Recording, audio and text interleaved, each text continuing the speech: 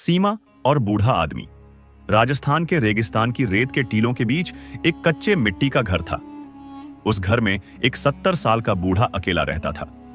उस रात भी बूढ़ा गहरी नींद में था। चारों ओर सन्नाटा था। रात बहुत गहरी हो चुकी थी।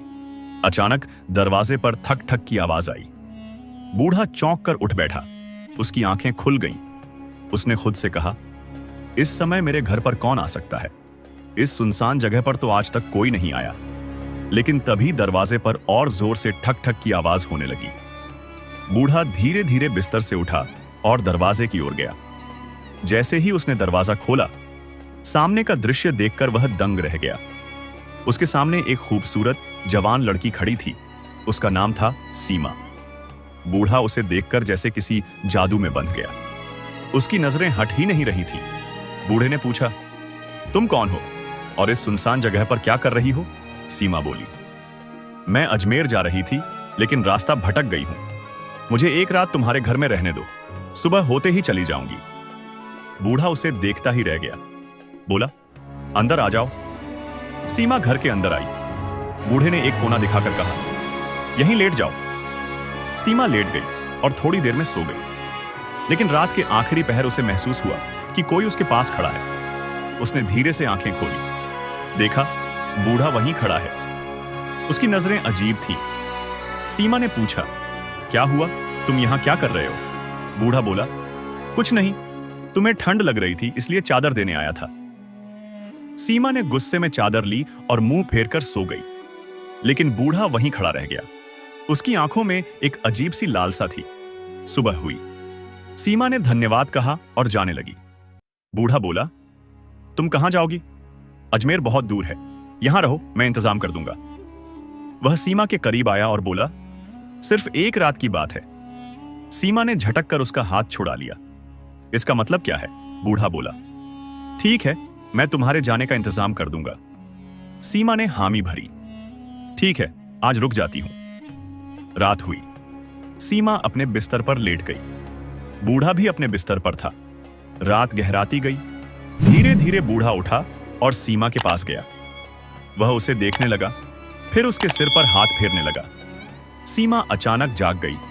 क्या कर रहे हो? बूढ़ा बोला, तुम्हें तकिया देना भूल गया था, तुम्हारा गला दुख जाएगा। सीमा ने तकिया लिया और बोली, अब जाओ यहां से। बूढ़ा फिर अपने बिस्तर पर चला गया, लेकिन रात भर करवटें बदलता रहा। नहीं, मैं उसे ऐसे नहीं जाने दूंगा। सुबह हुई। सीमा बोली, अब मुझे जाना है, तुमने इंतजाम किया? बूढ़ा बोला, नहीं, आज नहीं जा सकती, अजमेर जाने वाला काफिला कल गुजरेगा। सीमा ने सोचा, ठीक है, कल चली जाऊंगी। बूढ़ा मन ही मन मुस्कुराया। एक रात और मिल गई। रात होते ही फिर वही बेचैनी। बूढ़ा सीमा को देखता रहा।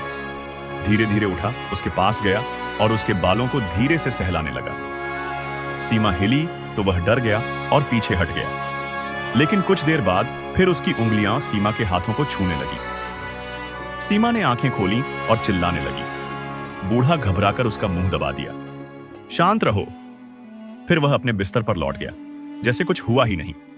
सीमा रात भर कांपती रही। सुबह वह बोली, काफिला आया? बूढ़ा बोला, नहीं, शायद शाम तक आएगा। सीमा ने कहा, मैं अब और नहीं रुक सकती। बूढ़ा कुछ नहीं बोला, बस उसे अजीब आंखों से देखता रहा। सीमा ने मन ही मन कहा, इसकी नजरें मुझे डरा रही हैं, मुझे भागना होगा। उसने तय किया, शाम होते ही निकल जाऊंगी, चाहे काफिला आए या नहीं। लेकिन शाम होने से पहले ही बूढ़ा उसके पास आ गया। काफिला अब सुबह आएगा, आज रात यहीं रहो।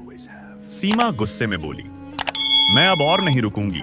बूढ़ा बोला, रात में निकलना खतरनाक है, यहां जंगली जानवर घूमते हैं। सीमा समझ गई, यह झूठ बोल रहा है, पर बोली, ठीक है, लेकिन यह आखिरी रात है। रात गहरी हुई। सीमा लेटी थी पर सोई नहीं थी। बूढ़ा अपनी जगह से उठकर धीरे से उसके पास आया और उसके पैर दबाने लगा। सीमा हल्के से हिली तो वह पीछे हट गया और उसके माथे पर हाथ रखा। सीमा ने मुंह फेर लिया पर कुछ नहीं बोली। सुबह वह उठी और बोली, काफिला आया? बूढ़ा बोला, नहीं।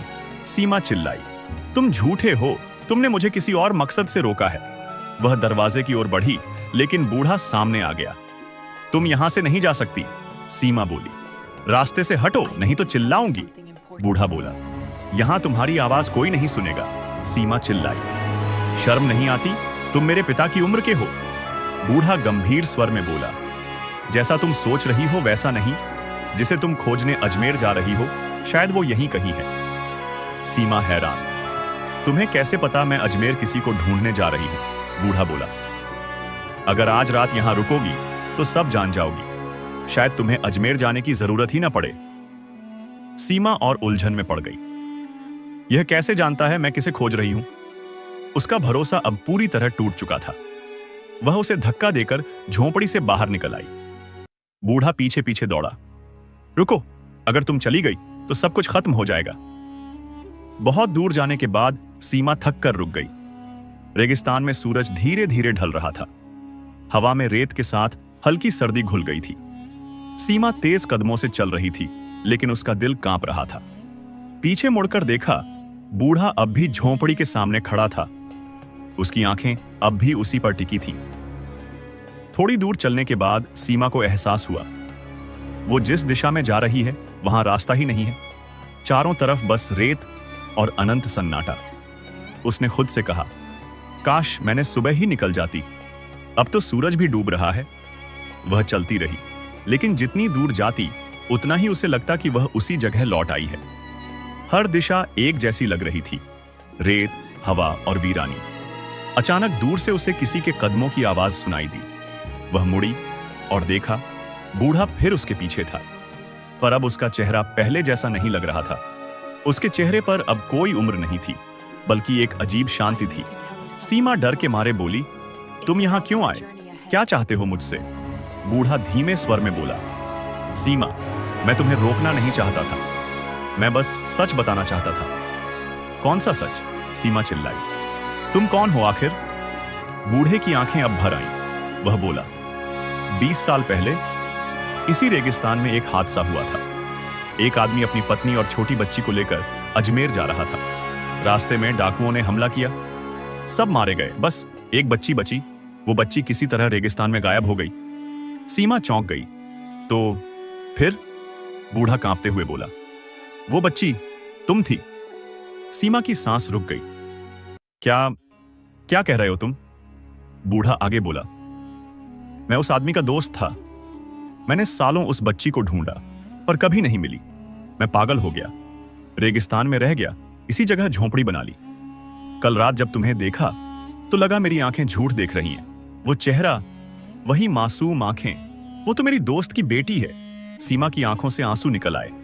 वह धीरे से बोली, अगर यह सच है तो तुमने मुझे बताया क्यों नहीं? बूढ़ा कांपती आवाज में बोला, मैं डर गया था कि कहीं तुम मुझ पर यकीन न करो। और मेरी आंखों ने तुम्हें पहली बार देखा तो बस वो रिश्ता भूल गई। मैं एक बूढ़ा इंसान हूं, पर भीतर से सालों का अकेलापन पागलपन बन गया था। सीमा अब कुछ नहीं कह पाई। उसके सामने बूढ़ा घुटनों पर बैठ गया। मुझे माफ कर दो बेटी, मैं तुम्हें रोकना नहीं चाहता था, बस खोई हुई बेटी को देखना चाहता था। सीमा ने आगे बढ़कर उसके कंधे पर हाथ रखा। अब कुछ मत कहो, सब खत्म हो गया। रेत के बीच सूरज अब पूरी तरह डूब चुका था। हवा की गूंज में बूढ़े की सिसकियां खो गईं। कुछ देर बाद सीमा पीछे मुड़ी। बूढ़ा वहां नहीं था, सिर्फ उसकी झोंपड़ी दूर रेत में खड़ी थी। दरवाजा खुला था और भीतर जलती दिए की लौ खुद ब खुद बुझ रही थी। सीमा धीरे धीरे आगे बढ़ी, आसमान की तरफ देखा और बोली, शायद अब मुझे अजमेर जाने की जरूरत नहीं। मेरी तलाश यहीं खत्म हो गई। रेगिस्तान में हवा फिर से बहने लगी। सन्नाटा लौट आया। बस रेत पर किसी के कदमों के निशान धीरे धीरे मिटते चले गए। तो दोस्तों, अगर दिल से हमारी ये वीडियो अच्छी लगी हो तो प्लीज दिल खोलकर एक लाइक तो बनता है ना। और हाँ, ऐसे ही दिल छू जाने वाले वीडियो के लिए हमारे चैनल को सब्सक्राइब कर लीजिए। और बताइए ना, आप किस राज्य से इस वीडियो देख रहे हैं? कमेंट में जरूर लिखिए, हमें अच्छा लगेगा जानकर।